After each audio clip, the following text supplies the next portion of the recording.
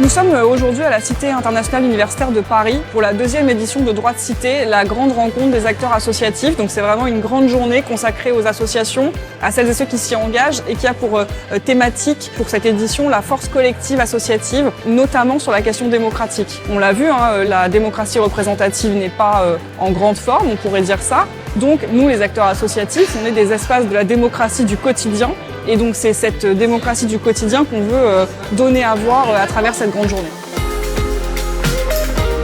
Toute notre matinée sont des ateliers participatifs, puisqu'on a 4 formats différents. La conversation ouverte, où 2 intervenants posent le sujet et ensuite chacun est invité à venir compléter et intervenir. Les futurs souhaitables, comment se projette-t-on dans l'avenir sur des sujets importants pour le monde associatif, l'engagement, le principe de non-lucrativité.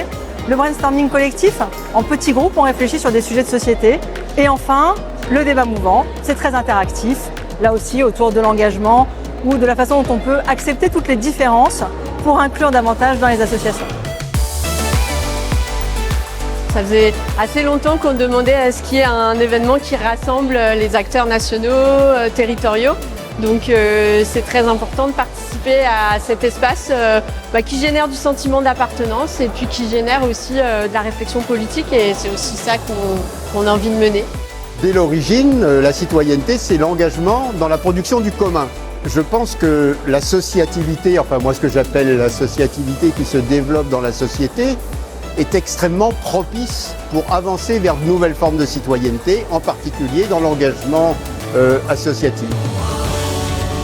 Avoir ce moment d'échange avec des personnalités extérieures qui nous racontent en fait les maux dont souffrent nos démocraties aujourd'hui et comment à notre niveau, à notre échelle, on peut tous collectivement en fait la réparer. J'ai trouvé ça extrêmement intéressant puis important. Et dans le deuxième temps d'échange, autour aussi de cette transition écologique qu'il va falloir qu'on mette en œuvre.